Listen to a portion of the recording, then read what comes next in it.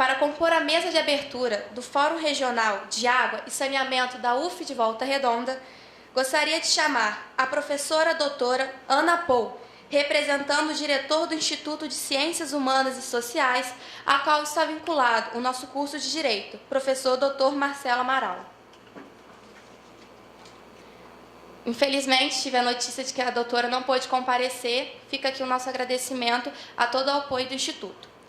Chamo agora o professor Dr. Wellington Kiefer, coordenador e professor do Programa de Pós-Graduação Estrito Sensu de Tecnologia Ambiental da UF de Volta Redonda.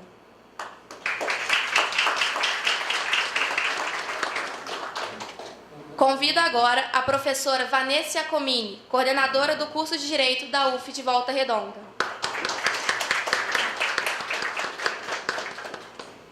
Convido a professora doutora Annalice de Carli, presidente da comissão organizadora deste evento. Convido o mestre Júlio Tadeucci, organizador deste evento. Representando o presidente da seccional da OAB, Dr. Alex Martins, convido a doutora Adriele Medeiros Gama.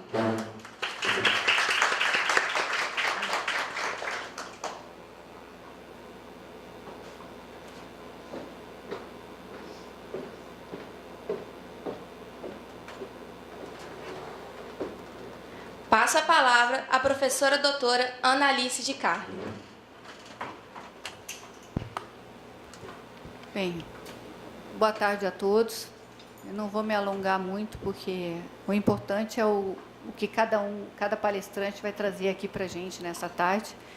Mas esse evento é uma prévia do que vai acontecer, um dos pontos do que vai acontecer no 8º Fórum Mundial da Água em Brasília, do dia 18 ao dia 23 de março do ano que vem, que o Brasil, esse ano, vai sediar esse fórum importante pela primeira vez.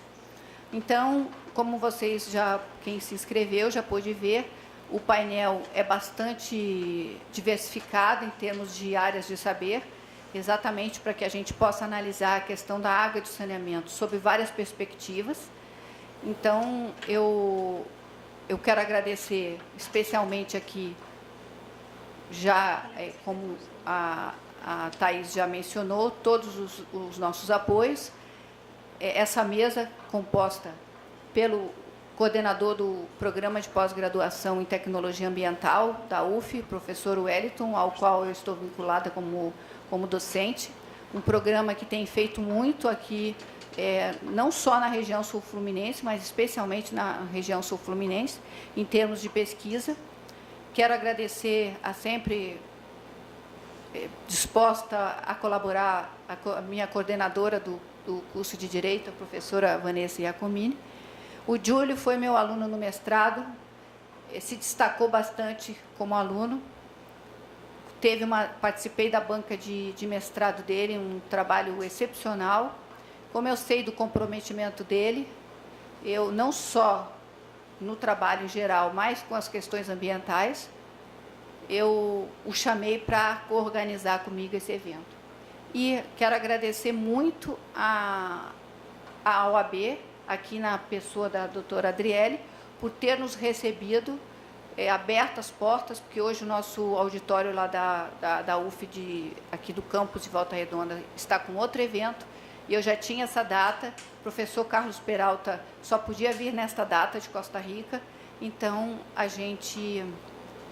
o doutor Alex Martins, que é o presidente da OAB, imediatamente abriu as portas do auditório aqui da sessão da OAB de Volta Redonda. Então, eu dou por encerrada esse painel de abertura e demos seguimento para o primeiro painel de palestras. Muito obrigada a todos. Neste momento, desfaz-se a mesa de abertura para darmos início aos painéis de palestra.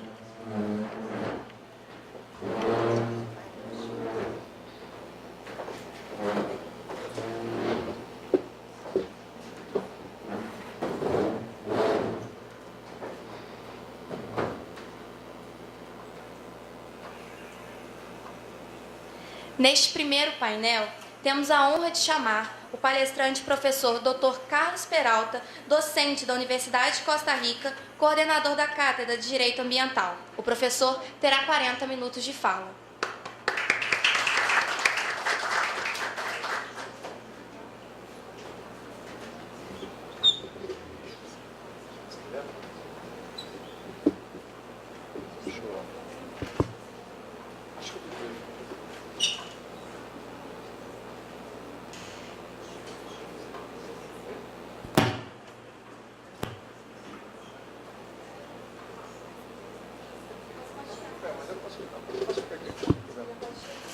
Tudo bem.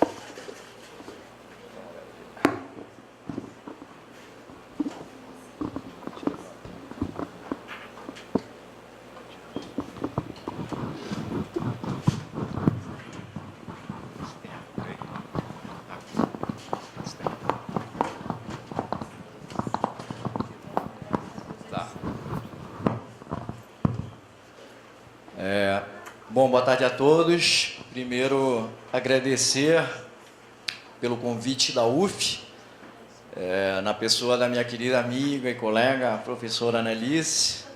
Agradecer a todos vocês pela presença. Para mim, realmente, um motivo de enorme satisfação, de grande orgulho estar aqui com tantos especialistas na temática da água. Realmente, eu estou aqui pensando que vou aprender mais do que eu posso contribuir.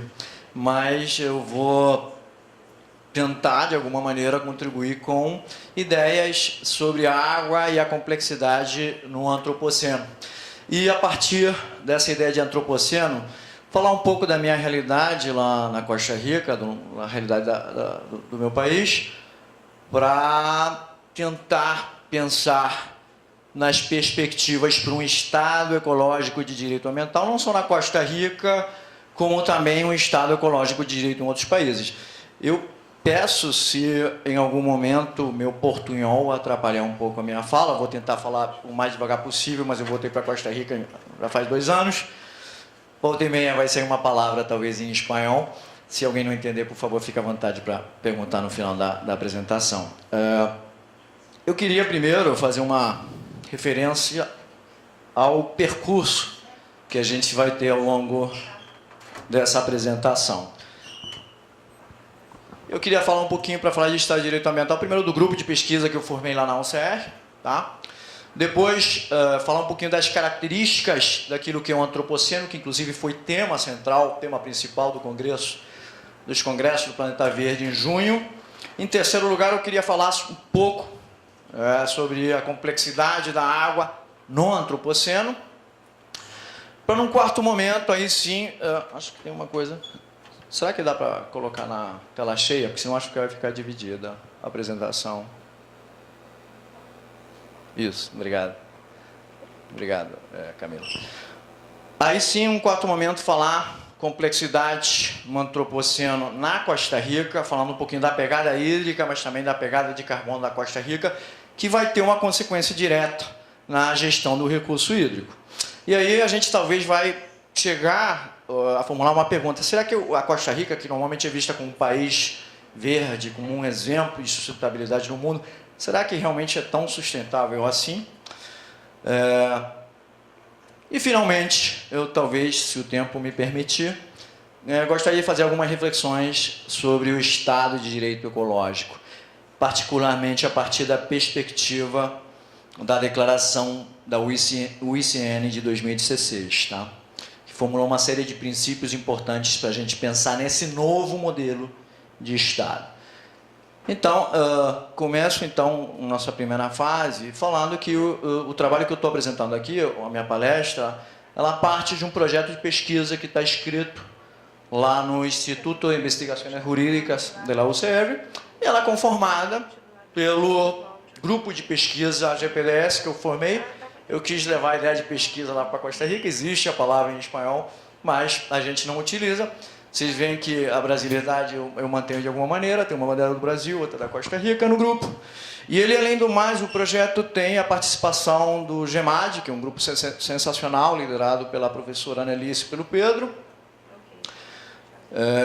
Tem a participação do E-Complex, que é um grupo de pesquisa lá do Ceará, liderado pela professora Germana, do GPDA, que é coordenado pelo caríssimo professor Morato Leite, uma referência em matéria ambiental aqui no Brasil, na área do direito, pela professora Ana Maria Nusdeu da USP, atual presidente do Planeta Verde, e pelo amigo e colega Luciano Varenga, lá de Minas Gerais. Esse projeto, então, ele parte da ideia de sustentabilidade, mas sustentabilidade em sentido forte. A gente vai discutir um pouco o que seria isso, porque tem uma diferença entre sustentabilidade em sentido forte, formulada a ideia pelo Gerhard Winter, e a ideia de desenvolvimento sustentável, né, ancorada na ideia de crescimento econômico.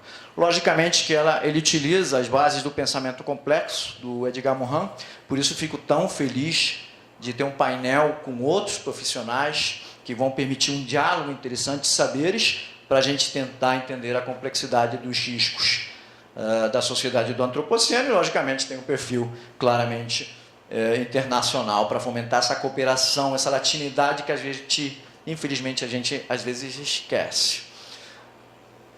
Essa aqui é a Faculdade de Direito da UCR, esse aí vai ser o prédio que a gente vai inaugurar em fevereiro do ano que vem. Está em construção, mas praticamente está terminado. Estão todos convidados, logicamente, para visitar a Costa Rica, serão muito bem recebidos. E, feitas essas pequenas considerações, eu queria entrar, então, na segunda parte da minha fala, que seria a questão do antropoceno. O que é o antropoceno? Eu conversava com o pessoal lá da graduação da UF ontem, que se a gente pudesse contar a história do planeta em 24 horas, nós teríamos que, na verdade, um homem, né, os seres humanos, a gente surgiu apenas no último minuto dessas 24 horas. E o homem moderno surgiu apenas no último segundo.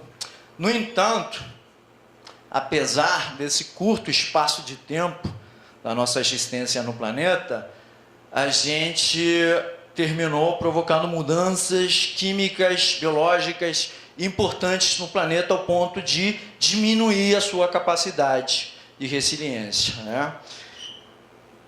Isso nos leva, então, ao Paul Crutzen. Paul Crutzen é o Prêmio Nobel de Química, Prêmio Nobel de Química na década de 90. Ele escreveu um artigo na revista Nature, no início dos anos 2000, onde ele falou que a nossa pegada ecológica, o nosso impacto na natureza é tão forte que a gente praticamente detonou uma nova era geológica que substituiu o Holoceno. Ele chamou essa nova era geológica de Antropoceno. Inclusive, o Antropoceno é objeto de discussão internacional para ser reconhecido como uma nova era geológica. Esse Antropoceno, ele vai exigir, na nossa parte, uma nova forma de lidar com as questões e com os riscos ambientais, e ele está caracterizado, ele tem algumas particularidades que a gente rapidamente vai ver. Primeira particularidade, ou primeira característica é que somos muitos num planeta de recursos finitos. Vejam que em 1800 nós tínhamos 1 bilhão de pessoas sobre o planeta. 129 anos depois, 127 anos depois, a gente passou a ter 2 bilhões de pessoas. Só que, de 1927 a 1959, a gente teve um salto enorme em termos de crescimento demográfico. Passamos de 2 bilhões para 3 bilhões de pessoas. E, atualmente, somos 7 bilhões de pessoas. Apesar de que a nossa estimativa para 2050 tem uma tendência a se estabilizar, seremos 9 bilhões de pessoas consumindo mais recursos da natureza, mais produção, mais consumo. Consequentemente, em matéria da água, a gente vai precisar de muito mais água, né, para satisfazer as nossas necessidades de prosperidade. Então, essa seria a primeira característica. Mas não apenas somos muitos, como somos também cidadãos urbanos. Essencialmente, somos cidadãos que moramos, que vivemos em ambientes artificiais. Atualmente, dos 7 bilhões, temos mais ou menos 3 bilhões e meio de pessoas em grandes cidades. Até 2030, 60% da população mundial vai morar em grandes áreas urbanas, E daqui até lá, 60% das cidades ainda não foram construídas. Isso são dados do Panorama de Cidades e Biodiversidade da CDB. Na América Latina, a situação é muito mais dramática.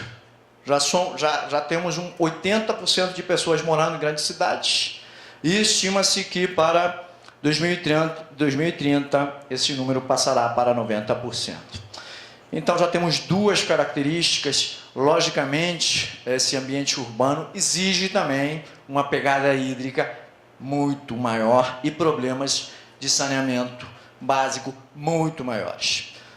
Terceira característica, nós temos uma sociedade de alta entropia. Uma sociedade de alta entropia que consome muita energia, mas também que ela vai devolver muito calor, muito resíduo e muita poluição para a natureza. Só que, apesar dessa enorme afluência que a gente tem no nosso planeta continua sendo altamente desigual. Então, essa característica marca a Terra, em primeiro lugar, como um armazém de coisas com utilidade. Na verdade, fala-se de capital natural. Trata-se a natureza como se fosse uma coisa, como se fosse um bem. E, ao mesmo tempo que ele é um armazém, ele acaba sendo um depósito. Um depósito de tudo aquilo que não presta. E não presta, muitas vezes, por questões meramente de estética ou de necessidades fúteis. E aí entra toda aquela temática da obsolescência planificada ou planejada. Então, temos uma sociedade de alta afluência, mas de enorme desigualdade. Vejam, essa aqui é uma imagem que mostra a luta pelo acesso aos recursos hídricos numa aldeia da Índia. Né? Vejam que a situação é dramática em muitos lugares do nosso planeta. Então, essa sociedade de alta entropia, que ao mesmo tempo é altamente desigual, ela nos leva à nossa última característica. Sabemos muito, temos um alto progresso tecnológico e científico, no entanto, estamos mal desenhados. Por quê? Porque agrotóxicos, transgênicos, queima de combustíveis fósseis, desmatamento, uma inadequada gestão do recurso hídrico nos leva a comprometer seriamente a resiliência, o equilíbrio do planeta. Né? Isso aí seria uma imagem que poderia resumir o antropoceno. O economista Jeffrey Sachs, ele fala que a gente privilegia o capital artificial sobre o capital natural. Então, os problemas ambientais, na verdade, lógico que eles são consequência do nosso modelo de desenvolvimento, mas, ao mesmo tempo, eles são uma característica essencial desse modelo. E aí isso nos leva a pensar na ideia do Liesbeck, né, quando ele fala de irresponsabilidade organizada. Quer dizer, as coisas funcionam dessa maneira porque a gente desenhou para que funcionassem dessa forma.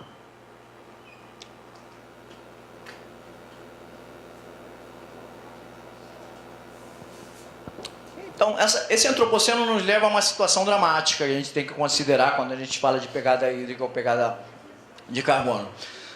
A Global Footprint Network, ela faz uma medição da pegada ecológica e ela, nesse ano, ela nos indica que a gente estourou o nosso orçamento ecológico no dia 2, aqui eu coloquei miércoles, 2 de agosto, que é uma quarta-feira, 2 de agosto.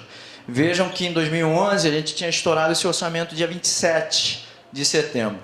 O que isso quer dizer? Quer dizer que a gente, em menos de 8 meses, acabou com o estoque de bens e serviços que a natureza poderia nos oferecer. Em outras palavras, de agosto, do dia 3 de agosto até o dia 31 de dezembro desse ano, a gente vai ter que viver um cheque especial no cartão de crédito. A gente vai ter que ter uma conta no vermelho. Em termos percentuais, a gente consumiu esse ano 170% daquilo que a natureza poderia nos oferecer. Esse padrão de vida, esse padrão de consumo atualmente exige ou exigiria planeta e meio, né, para satisfazer as nossas necessidades. Nesse ritmo, em 2050, a gente vai precisar de 3 planetas para sobreviver. E olha lá que a China e a Índia, com uma alta população, não consomem na mesma proporção que países como os Estados Unidos. Vejam aqui nessa imagem que o cidadão dos Estados Unidos, se todos fôssemos, se a gente consumisse como padrão de vida dos Estados Unidos, a gente ia precisar atualmente de quase 5 planetas, né, para dar conta do recado. Considerando então essa situação de sobrecarga ecológica, o pesquisador Johan Rockström, que é o diretor do Centro de Resiliência de Estocolmo, ele, junto com outros pesquisadores, liderou um estudo que também foi publicado na revista Nature, em 2009. E esse estudo, que foi utilizado, inclusive, na Rio+20, ele identificou 9 fronteiras planetárias. O que seriam essas 9 fronteiras? Seriam aqueles limites biofísicos que a gente teria que respeitar, né, para ter uma relação de equilíbrio, de sustentabilidade com o planeta. Quer dizer, e que relevância tem isso? Que a gente, na área do direito, para pensar num instrumento econômico, a gente tem primeiro que considerar quais seriam essas fronteiras de risco ecológico. Vejam que 3 delas, perda de biodiversidade, gases de emissão de efeito estufa, consequentemente mudança climática, e poluição pelo nitrogênio, por causa de fertilizantes principalmente, já foram totalmente superadas. Para nossos efeitos, é importante ter presente que, no caso da fronteira da água, o estudo identificou que anualmente o que a gente poderia consumir de água por ano, em termos de quilômetros cúbicos, seria 4.000 quilômetros cúbicos anuais. Mas a gente está consumindo em torno de 2.800 a 3.000. Quer dizer, essa fronteira, né, até 2030, é muito provável que a gente vai superar. Consequentemente, a gente tem que repensar o nosso estilo de vida, de consumo, e tem que considerar essas 3 variáveis: população, consumo e eficiência dos recursos, o que vai nos levar depois a pensar, quando a gente falar de Estado ecológico de direito, qual seria o modelo de governança ambiental que a gente teria que pensar no antropoceno. Em termos de complexidade da água e antropoceno, temos uns dados aqui que são curiosos. Em 2025, nesse ritmo que a gente está mantendo, 1.800 milhões de pessoas vão estar num país ou região com escassez física absoluta de água. Consequentemente, a gente vai ter muito mais migração, né, de pessoas por problemas de caráter hídrico. 2/3 da população mundial, elas estarão vivendo numa situação de estresse hídrico, tá? E a gente vai ver depois que tem já muitos países que, mesmo tendo uma biocapacidade hídrica muito forte, no caso do Brasil, é o caso da Costa Rica e alguns países, inclusive da Europa, a gente tem problemas de escassez econômica da água. O que é isso? Escassez econômica da água é quando você não tem recursos humanos, financeiros, tecnológicos capazes de fazer uma gestão adequada dos recursos hídricos. E aqui eu entro na terceira fase da minha fala.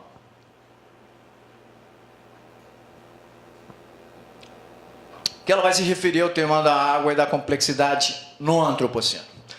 Basicamente, se a gente pudesse ter um escudo, um símbolo do nosso planeta intergaláctico, acho que o símbolo que representaria mais fielmente o nosso planeta seria a água, né?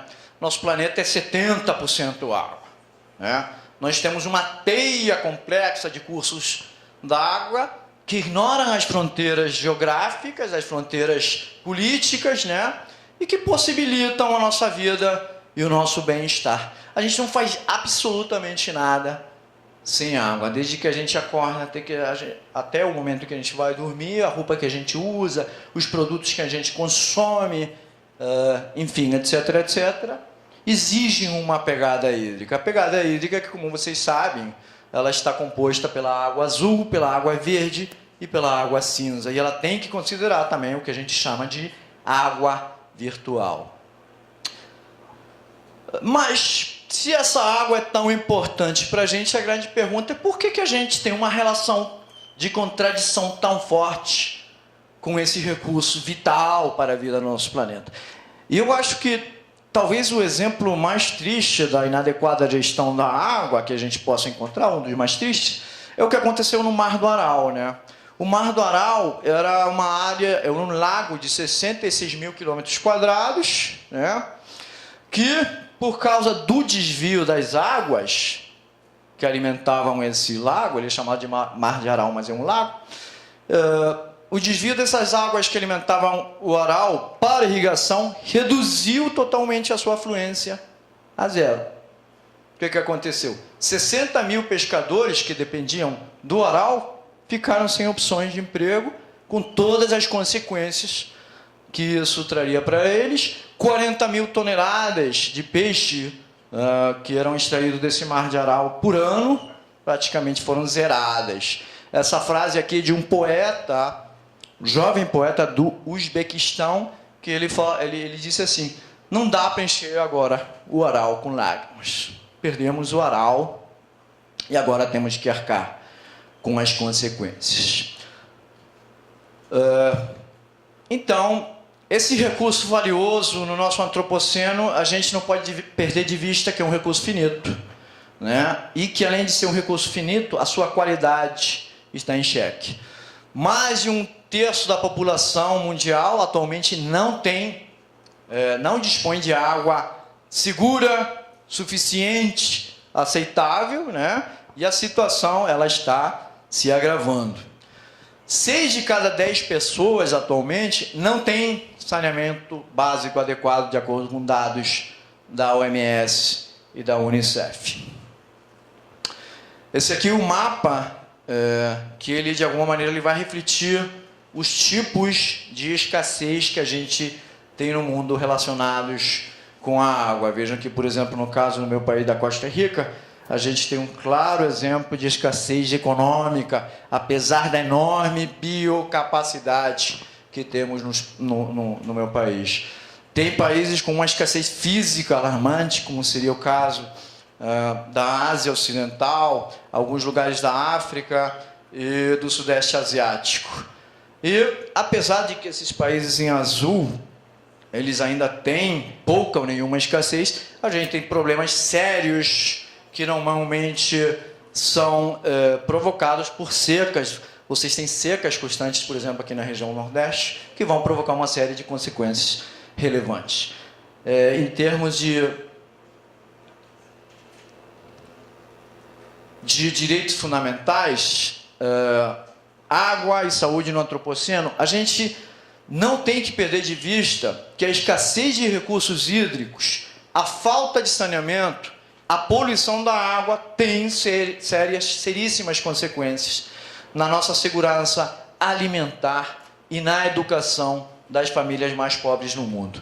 Por exemplo, no Senegal, um estudo da Unicef identificou que de 5 mil escolas, apenas a metade tinha instalações sanitárias. Dessa metade,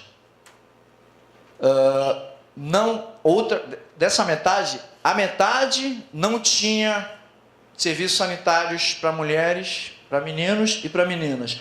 Consequentemente, as meninas do Senegal não iam ou evitavam utilizar os serviços sanitários. Então, para evitar o uso de serviços sanitários, elas não bebiam água ao longo do dia. Consequentemente, ficavam desidratadas, né? Não conseguiam se concentrar e tinham problemas seríssimos, logicamente, para se concentrar na educação. As que iam, de alguma maneira, fazer as suas necessidades, iam para a mata e muitas delas, então, eram picadas por animais, por cobras, o que traria outras consequências negativas. Acho que isso aqui é um reflexo de uma realidade, essas fotografias aqui, essas imagens, são um reflexo de uma realidade que a gente, às vezes, invisibiliza, né? Logicamente que esse estresse hídrico, essa falta de saneamento, ele provoca uma série de conflitos, né? Pelo uso e pela posse da água. As guerras do século XXI serão muito provavelmente pela água. A água será o ouro, será o petróleo do século XXI. Nós temos já migrações seríssimas por falta de água no mundo. Esse aqui é um mapa dos conflitos hídricos no mundo. Vejam que praticamente ele está todo em amarelo e vermelho. E a grande questão da água, ela tem uma relação também direta com a questão do direito, saber lidar com um recurso que, sendo de interesse difuso, nós temos uma dificuldade de entender o que é isso. Por quê? Por ser interesse difuso, a água é de ninguém, é de todos, né? Eu posso utilizar indistintamente. Então, o que as grandes empresas fazem? Como é de todos e não é de ninguém, eu uso e abuso, porque não tem propriedade da água. Então, a gente vê empresas se beneficiando constantemente pela venda de água. Então, famílias mais pobres, por regra, consomem, famílias pobres da África e da Ásia, elas gastam mais em água do que naqueles países onde você tem recursos suficientes. Aqui entramos numa fase, faltou um slide, que diz referência, então, à importância... Faltam 15 minutos, tá bom. Muito bem. Vamos falar, então, um pouquinho da importância de reconhecer o direito à água potável, seu acesso, suas características, direito ao saneamento básico como direito humano. Acho que é o ponto de partida para a gente tentar entender como que a gente vai proteger esse recurso. E o Comitê de Direitos Econômicos, Sociais e Culturais, já em 2002, no comentário geral número 15, ele disse o seguinte: o direito à água prevê que todos tenham água suficiente. O que é isso? Água suficiente é que eu preciso de pelo menos 50 litros de água para o meu consumo pessoal, né, para as minhas necessidades básicas. 50 litros. Segura. Segura quer dizer que eu tenho que ter um acesso à água e essa água não poderá ter nenhum tipo de contaminação, micro-organismos, poluição por agrotóxicos, por elementos radiológicos. Tem que ser aceitável. O que isso quer dizer? Aceitável é que a água tem que ser sem odor, né? O sabor tem que ser aceitável e a cor também. Mas também tem que ser aceitável o saneamento básico. Quer dizer, esse saneamento não poderia ter efeitos discriminatórios, como aconteceu no exemplo que eu coloquei no Senegal. Ela teria que ser fisicamente acessível. Por quê? Porque acontece que em muitas regiões do mundo, as pessoas, para ter acesso à água, e aí também tem uma questão discriminatória, em muitos lugares na África da Ásia Setentrional e Ocidental, são as mulheres que têm que buscar o acesso à água. E normalmente elas percorrem de 5 a 7 quilômetros para ter acesso a essa água. E muitas vezes, quando elas têm acesso a essa água é compartilhada com outros animais, ou ela está em áreas de risco. Então, fisicamente acessível quer dizer, de acordo com a OMS, que ela não poderia ter uma distância superior a 1.000 metros, né? E que as pessoas poderiam ter acesso à água em apenas 3 minutos. Preços razoáveis. De acordo com dados da OMS também, em tese, o acesso à água, a obtenção de água, o saneamento básico, ele não deveria ter um custo superior a 5 dólares, a 5%, desculpem, da minha renda, dos meus rendimentos.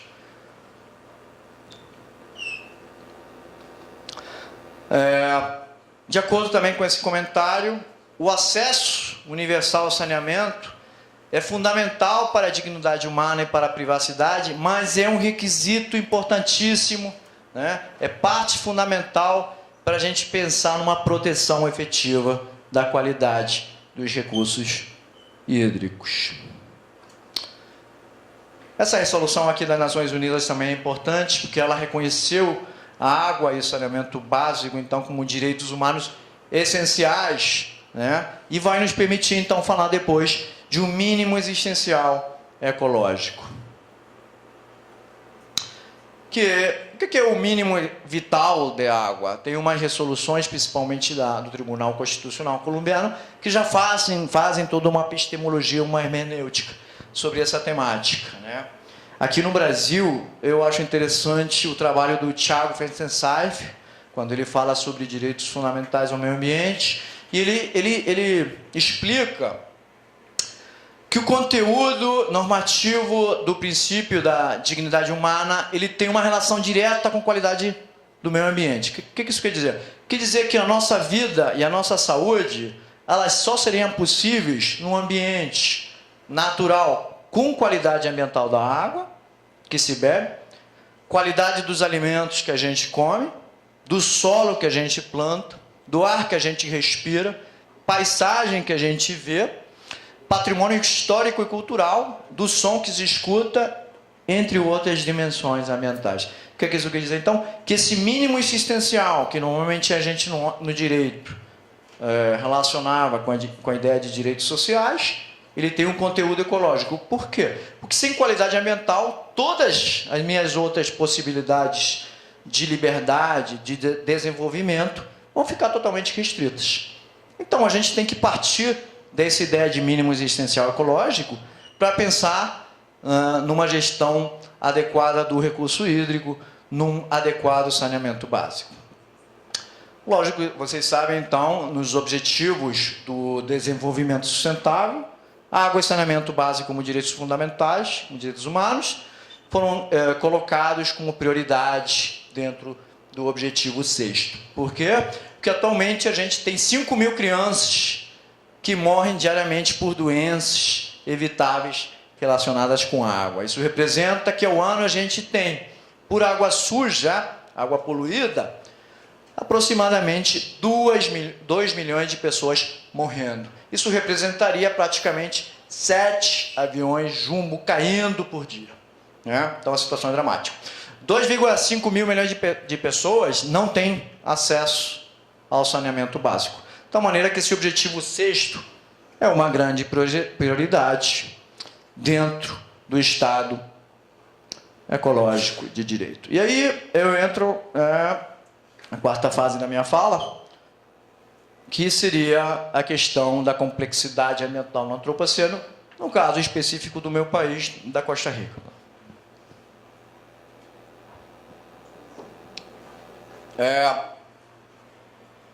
Bom, isso aí seriam algumas imagens da Costa Rica. Primeiro é o Teatro Nacional, segundo o vulcão Arenal, depois tem o vulcão Poás. Vejam que a Costa Rica está cheia de vulcões. Esse aqui é o Rio Celeste. Essa aqui é uma montanha que chama-se Tiripó. Ela fica a 3.220 metros de altura. Você sobe até lá, você consegue ver o país inteiro, os 2 oceanos, o Caribe e o Pacífico. Realmente é bem legal. A Costa Rica tem se caracterizado... Eu estou com 10 minutos, né? Mas eu acho que eu vou te roubar 5. Pode ser? Você ganhou 10. Oi? Aí 10? Ah, que bom. É porque o meu português, para ser claro, tem que ser assim, devagarzinho, né?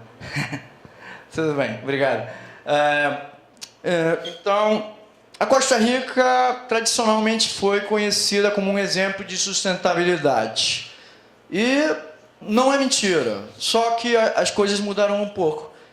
Depois da Rio+20, principalmente, a Costa Rica implementou uma normativa ambiental de vanguarda no mundo. Lei de biodiversidade, lei orgânica do meio ambiente, lei florestal. Só que a partir, principalmente, da entrada do século XXI, essa normativa, de alguma maneira, ficou um pouco ultrapassada. É isso que a gente vai analisar um pouco. Quando eu falei de pegada ecológica, eu falei que o consumo mundial, a pegada ecológica mundial, era de 1,6 planetas. A Costa Rica está nessa média, 1,6. O Brasil está atualmente em torno de 1,8. Então vejam que a gente tem uma pegada ecológica muito forte para o tamanho do país. A Costa Rica tem uma extensão de 51.800 km², é mais ou menos o tamanho do Rio de Janeiro.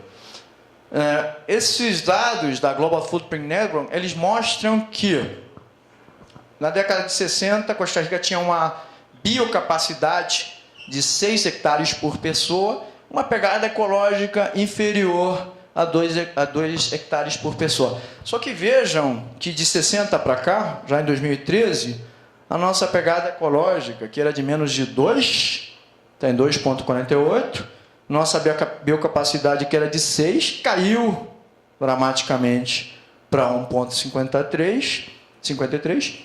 Isso quer dizer que a gente atualmente tem um déficit per capita de 0,95. E a gente vai ver por que isso aconteceu. Em termos de ranking, como se fosse o ranking da FIFA, pensando já no sorteio de sexta-feira, a Costa Rica, entre 153 países, ela ocupa o nada confortável lugar de 89, em termos de pegada ecológica. Né? Em termos de biocapacidade, ela ocupa o lugar 64. Em outras palavras, para manter o nosso estilo de vida, a gente teria necessidade de 2 Costa Ricas, 1,9. Tá?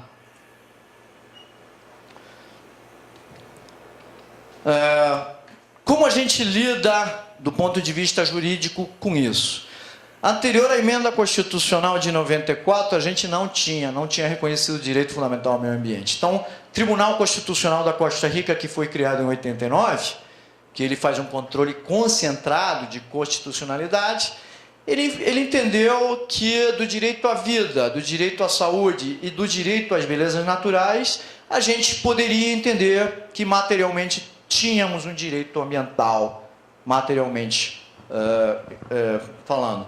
Só que em 94 foi realizada uma emenda constitucional que, se vocês prestarem atenção no texto, é claramente um parte verde, né? Ele tem um conteúdo altamente antropocentrista, né? Tem inclusive uma falta de conexão entre o primeiro parágrafo original e o segundo parágrafo que foi introduzido, porque vejam que o primeiro parágrafo fala que o Estado tem que estimular a produção, né, de qualquer maneira. No segundo parágrafo, fala-se que toda pessoa tem um direito fundamental ao meio ambiente e estaria legitimada para denunciar aqueles atos que vão infringir esse direito. Né? É isso que a gente tem na nossa Constituição. E esse artigo está no capítulo sobre garantias sociais. A gente atualmente não tem um capítulo em matéria ambiental. Tem a Lei Orgânica do Meio Ambiente, que ele também vai mostrar, essa lei de 94. A lógica claramente antropocêntrica que priva no nosso direito. Vejam que a norma diz o seguinte: foi criada a Secretaria Técnica Ambiental, conhecida como CETENA, seria uma espécie de IBAMA, como órgão de desconcentração máxima do MINAR, que é o Ministério do Meio Ambiente. Propósito fundamental será harmonizar o impacto ambiental com os processos produtivos. Lógico que na redação tem alguma coisa errada. Você não pode fazer isso. Você pode harmonizar os processos produtivos com o impacto ambiental, não ao contrário. Quando você faz EIA, é isso que você faz. Tem, intencionalmente ou não, eu acredito que talvez não, uma redação totalmente inadequada nesse artigo 83. Então, considerando essas duas normas base, a nossa jurisprudência constitucional, como a gente não tem um capítulo ambiental na nossa Constituição, o Tribunal Constitucional tem um papel fundamental na introdução dos princípios do direito ambiental no nosso país. Só que a nossa jurisprudência tem sido claramente antropocentrista. Eu vou colocar rapidamente alguns exemplos. Por exemplo, esse aqui, essa resolução de 2000, o Tribunal Constitucional disse que o objetivo fundamental do uso e proteção do ambiente é obter desenvolvimento e evolução favorável para o ser humano. Questão de perspectiva, você pode aceitar ou não. A jurisprudência claramente tem um viés antropocêntrico. Então, quando você tem discussão de projetos ambientais, sempre vai privilegiar, ou por regra, vai ter uma especial inclinação para os interesses econômicos. Esse aqui é outra resolução. Dentro do conceito maior bem-estar, que estava naquele primeiro parágrafo do artigo 50, temos uma política orientada para o desenvolvimento econômico e também para uma política redistributiva dirigida a uma distribuição da riqueza, né? Conteúdo também altamente antropocentrista. Em matéria de jurisprudência, a gente também tem uns retrocessos. Princípio da precaução, uma resolução de 2012, o Tribunal Constitucional aplicou ao contrário. Era um caso de torre de transmissão, ele disse o seguinte: de acordo com o princípio da precaução, como a gente não tem provas científicas suficientes, né, a gente tem que autorizar o projeto. Só que o princípio da precaução diz totalmente o contrário, né? Em direito ambiental, a carga da prova, você tem que inverter a carga da prova. Não tem prova suficiente, o empreendedor não provou que não vai ter impacto, indúbio pro natura. Mas, vejam que essa resolução aqui é de 2012. Tem uma que é mais dramática. Não, mentira, é o mesmo voto, é a mesma resolução. Ainda, por cima, ele falou, a Sala Constitucional falou o seguinte: participação cidadã não tem que ser antes do projeto, né? Antes de conhecer o projeto, ela poderia ser depois, o que também está contrariando claramente o princípio da participação cidadã, da transparência em matéria ambiental. Depois para quê? Né? Quando o projeto já foi autorizado, não tem mais sentido. Então, eles colocaram o seguinte: direito ambiental não poderia conduzir a uma tirania da participação cidadã, privilegiando essa participação por cima das regras da técnica e da ciência. O que isso quer dizer? Autorize tudo, né? Quer autorizar uma espécie de Belo Monte na Costa Rica? Pode autorizar, não tem problema. De acordo com essa resolução do Tribunal Constitucional. Aqui tem outra que também é um voto dramático, 2013. A gente tem um problema sério que afeta os aquíferos lá na Costa Rica, principalmente na região sul do país, que é a expansão do monocultivo do abacaxi. Atualmente a Costa Rica é o principal produtor de abacaxi no mundo. Isso está provocando uma situação tensa nos recursos hídricos no sul do país, além de provocar danos a alguns sítios arqueológicos e, logicamente, ao acesso de recursos hídricos de várias pessoas.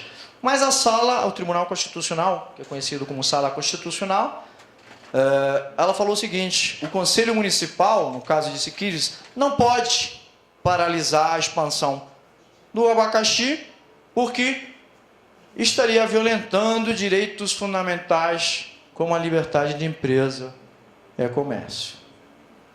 Então, eventualmente, você quer paralisar a produção de abacaxi, mesmo tendo provas que está contaminando aquíferos, você teria que fazer um projeto de lei, imagina, pode ser 5, 10, 15 anos, para limitar a liberdade de comércio. Retrocessos ambientais terríveis. Esgotei meu tempo, mas eu tinha ganhado 10, né? Estou com 40. Sustentabilidade na Costa Rica, então. Primeiro aspecto que afeta a nossa sustentabilidade é uma alta densidade demográfica e falta de planejamento urbano. A GAM, que é a Grande Área Metropolitana, que ela inclui San José, Alajuela, Cartago e Heredia, ela representa 4% do país. Mas nesse 4%, a gente tem 60% da população. 60% da população concentrada em 4% do território. Então, logicamente, isso incentivou o uso de veículos, incentivou o forte impacto nos recursos hídricos e não permitiu integrar de maneira inteligente residências, comércio e indústria. Esse aqui seria o mapa. 60% da população está concentrada aqui. Eu moro aqui. É o que eu estava comentando com o colega Pedro. As belezas naturais da Costa Rica estão por aqui, estão aqui, e são restritas, são caras. O acesso para a natureza no nosso país é um bem de luxo. Voltamos àquela ideia do antropoceno, que existe uma enorme desigualdade em termos ambientais. O costarriquenho, a maioria dos costarriquenhos não tem acesso a esses recursos naturais, são muito caros. Outra característica é que esse crescimento urbano, aos poucos, motivou, como acontece aqui no Brasil, migrações, né, principalmente para a área de risco ambiental. E lógico que isso vai afetar questões de saneamento básico, questões de acesso do recurso hídrico. Vejam, situações muito similares às que temos aqui no Brasil, né? Não foi considerada, então, a relação moradia, mobilidade, meio de transporte e, logicamente, gestão do recurso hídrico também não. Temos uma cultura do carrocentrismo.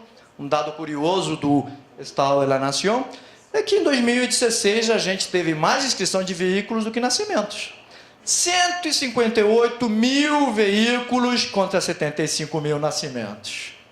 A gente tem mais Transformers na Costa Rica do que pessoas. Então vejam que em 90, de cada 100 pessoas a gente tinha 9 carros. Hoje, de cada 100 a gente tem 39. Absurdo. E cada um vai para o seu trabalho sozinho. Tem outra coisa que é parte dessa responsabilidade organizada. A Costa Rica foi fundamental para incluir o tubarão-martelo na CITES, uma espécie em perigo de extinção, mas, apesar dessa luta da Costa Rica em 2012, 2013, em 2015 o governo autoriza praticamente 1 tonelada de barbatana de exportação para Hong Kong. Isso representou a morte de 2.000 tubarões-martelo. $200 aproximadamente era o custo de cada barbatana. Outra, 5 minutos, irresponsabilidade organizada. Aí eu vou correr um pouco. Esse aqui seria o mapa das nossas bacias hídricas na Costa Rica. São 34, em 3 vertentes: Caribe, Pacífico e San Juan. A principal bacia seria das 34, o Tárcoles, que curiosamente abastece aquele 4% do território. Só o Tárcoles abastece o 4%. Só que a bacia mais contaminada da América Central. A população, então, na Costa Rica utiliza 31% da água, 31% a mais da água que a Costa Rica oferece. Cada costarriquenho, então, consome 8% a mais do que a média mundial. Saneamento cobre apenas 50% daquela grande área metropolitana. Daquele 4%, cobre 50%. No país como um todo, ele cobre 25%. Apenas 4% das águas residuais tem algum tipo de tratamento. Essa aqui foi o que eu comentei, a problemática que a gente tem de poluição dos aquíferos, Eles estão com uma alta vulnerabilidade, o que ameaça a saúde. Inclusive o Cássio já está na comissão interamericana, eventualmente vai ser conhecido.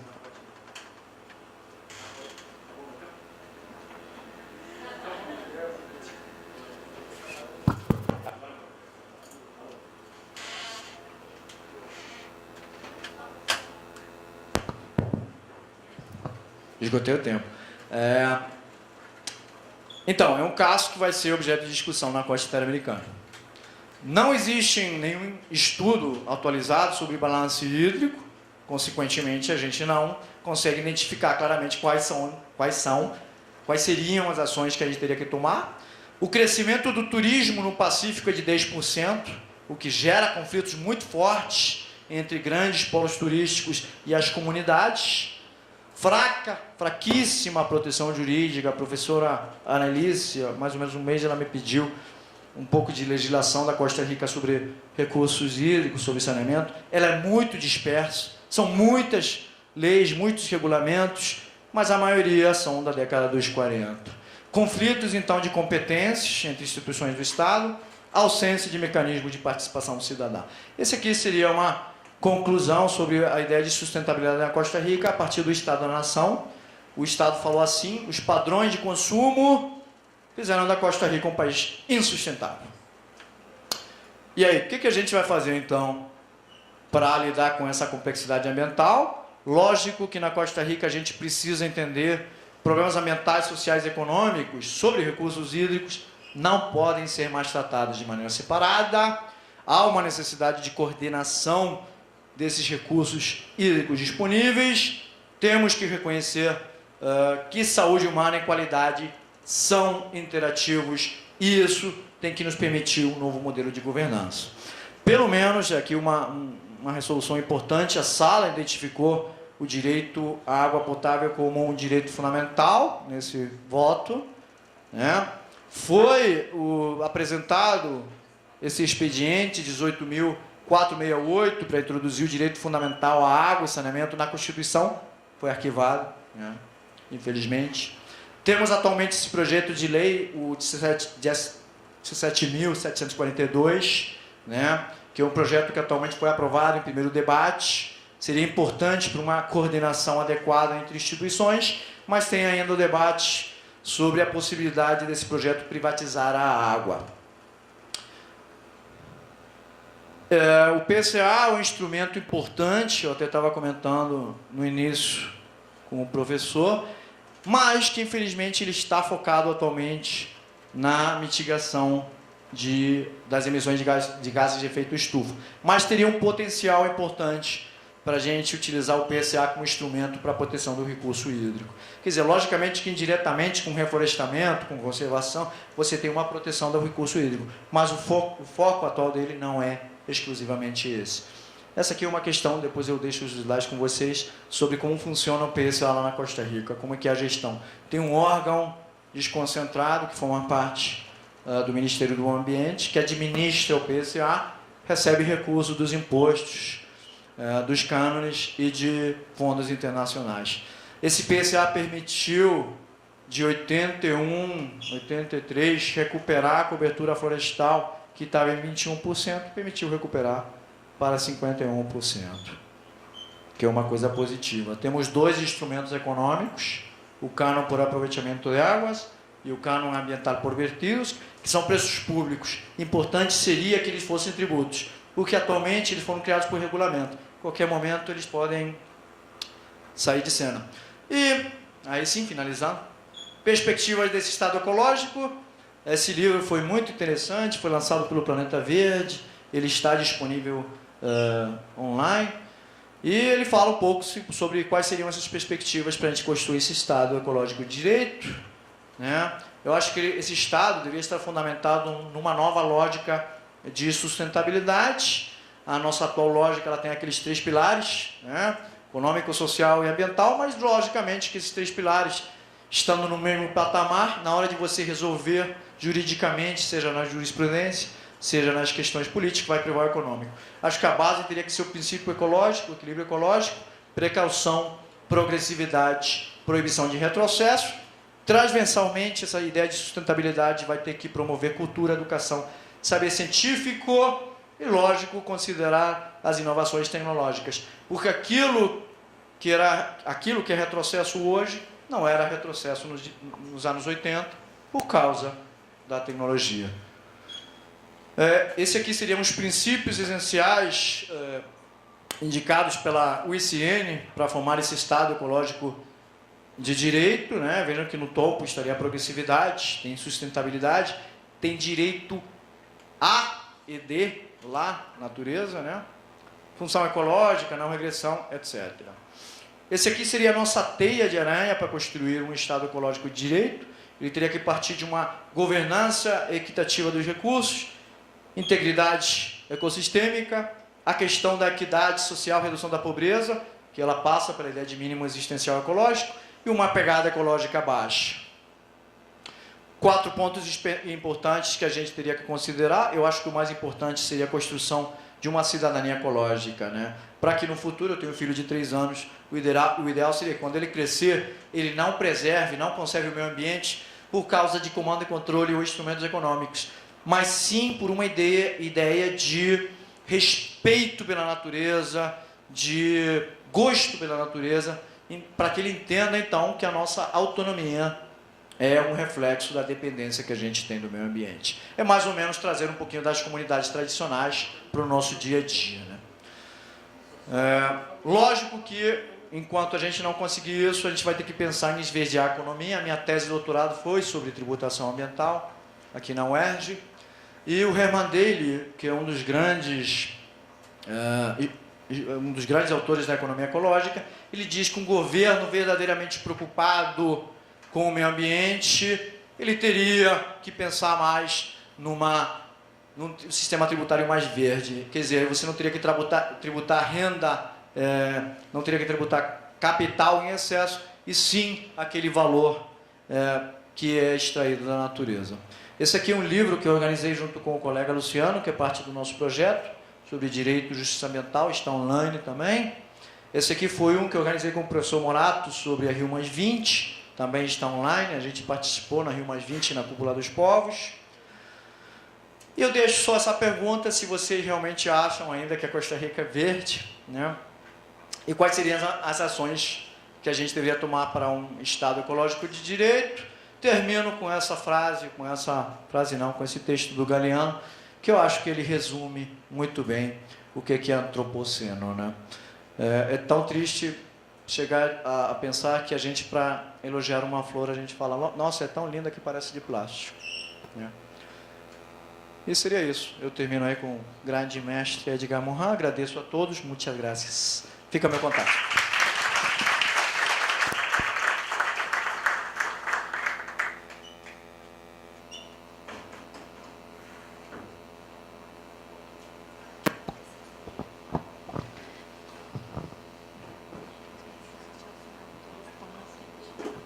Agradeço a participação do professor Peralta.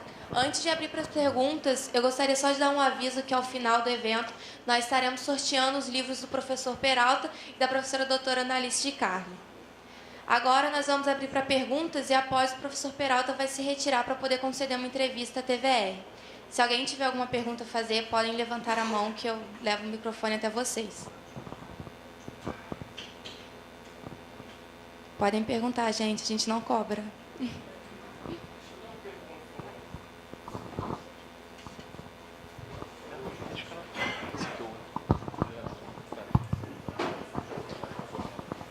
Senhor Peralta, boa tarde, meu nome é Paulo.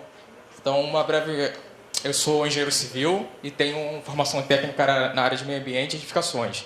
Uma curiosidade que eu fiquei bem surpreso é que em 2017 nós somos 7 bilhões e para 2050 existe essa estimativa para 9 bilhões.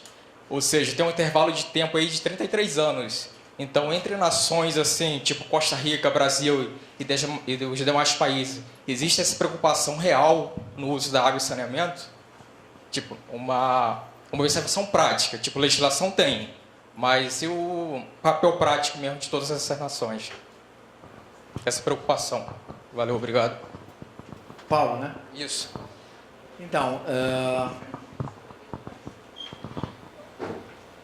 eu poderia te dizer, num exemplo, né, essa preocupação que existe em Mariana, né? Caso de Mariana, poderia ser um triste exemplo da preocupação que existe em geral na América Latina e no mundo sobre a questão não só dos recursos hídricos e de questões de saneamento, como em geral. Outro claro exemplo do Brasil seria, por exemplo, a aprovação do último Código Florestal, né? Outro grande retrocesso. Na Costa Rica, a nova lei de recurso hídrico, ela de alguma maneira não é que chega a privatizar a água, mas ela abre alguns caminhos para eventualmente ter essa privatização, né?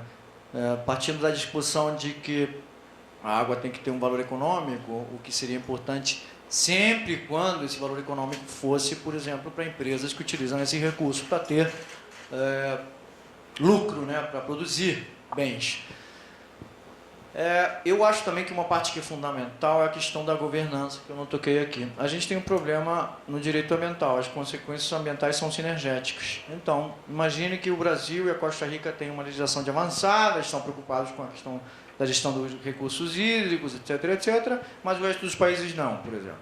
E aí a gente tem um problema no direito ambiental da capacidade de enforcement, né, de efetividade do direito ambiental internacional. Então, acho que uma primeira perspectiva, eu acho, para uma preocupação séria com as questões ambientais seria criar um Tribunal Ambiental Internacional. Ou você vê a preocupação, por exemplo, falando em temas de mudança climática, com o Acordo de Paris, Estados Unidos, por exemplo, não está nem aí para o Acordo de Paris, não estava nem aí para Kyoto, e são os principais poluentes. Então, a questão do meio ambiente, eu não quero ser pessimista, né? Sou realista. Mas realmente as questões ambientais passam e a gente tem que trabalhar muito na questão da educação e da cidadania ecológica das universidades extramuros. Por isso é tão importante trabalhar em grupos de pesquisa e que esses grupos de pesquisa publiquem seus trabalhos e tenham uma informação transparente com a comunidade, com as sociedades. Há uma necessidade no direito ambiental também de ser altamente pluralistas. Nós, no direito, eu estava até comentando com os professores, temos uma necessidade, quando trabalhamos nas áreas ambientais, de ter uma relação próxima com as outras disciplinas. Acontece em muitos países, inclusive no meu, que a gente trabalha de maneira isolada, né? A gente não trabalha a partir da ideia de pensamento complexo. E por isso, muita legislação que na prática não funciona. Que na prática você não tem um monitoramento adequado, enfim. Fundamental em matéria da água, eu acho que partir da ideia de reconhecimento do direito humano à água e saneamento básico, né? E para ter uma maior legitimidade, incluir nas constituições políticas expressamente. Não é necessário, porque já é um direito humano reconhecido internacionalmente, mas seria interessante colocar nas constituições. Seria interessante também um diálogo mais latino-americano, como o próprio Henrique Leff fala, né? Compartilhar um pouco mais das nossas experiências em redes latino-americana, né? Às vezes a gente desconsidera o próprio saber latino-americano, a gente esquece que somos muito próximos, que temos realidades próximas, que temos experiências que poderiam ser interessantes. Então, acho que é isso, trabalhar pluralismo e cidadania. Enquanto isso, veja outra questão que é importante, desde 92, a Agenda 21 já recomendava e exigia instrumentos econômicos de gestão ambiental para complementar comando e controle. E você vê na América Latina, você deve ter pouquíssimos tributos realmente ambientais. Você tem partes verdes nos tributos, mas que realmente não orientam uma verdadeira sustentabilidade.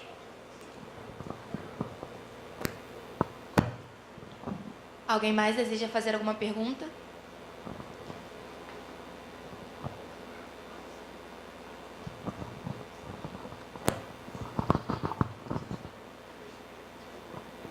Professor, parabéns pela exposição.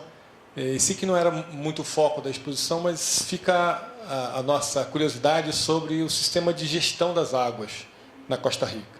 Existe um sistema montado semelhante ao brasileiro? Como que funciona essa organização da estrutura de gestão dos recursos? Inclusive, né, nesse rio que abastece grande parte da população urbana do país. Obrigado pela pergunta. Então, o que acontece é o seguinte, a gente tem uma lei de águas de 42, tem uma série de regulamentos que vão conexos a essa lei, e a administração, em princípio, corresponde ao Instituto de Aqueductos e Alcantarillados, que é uma instituição autônoma, né? Ela é que tem a administração e a gestão da água em geral. Mas, para ter uma maior eficiência no uso dos recursos hídricos, na questão do saneamento e tal, foram criadas o que a gente chama de assadas, que são associações comunais. Existem aproximadamente 35 mais assadas no país, que elas não têm nenhum lucro, mas elas prestam esse tipo de serviço para as diversas comunidades. Além disso, tem algumas empresas públicas, como a Anderédia, que também administra os recursos hídricos. Como eu comentei, tem dois instrumentos econômicos que chamam-se cânones, que são preços públicos, que são utilizados basicamente. O cânon de águas é cobrado aquelas gestoras da água, entre eles o AIA, as assadas, as empresas públicas. O cânon por vertidos é cobrado aquelas pessoas físicas ou jurídicas que de alguma maneira utilizam o recurso hídrico como uma espécie de água cinza, né? Utilizam um depósito de recursos hídricos, então também é cobrado. E basicamente seria o sistema de gestão que a gente tem atualmente na Costa Rica. Esse recurso retorna para o sistema de... Sim. Uma parte ele retorna ao próprio sistema para questão de despoluição. Uma parte, inclusive, do cânon de águas, 50% aproximadamente, ele vai para o PSA. Ele contribui para o fortalecimento financeiro do PSA. E, em grosso modo, seria o sistema.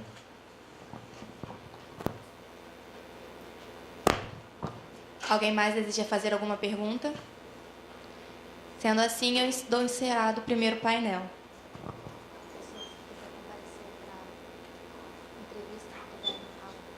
Obrigado a todos.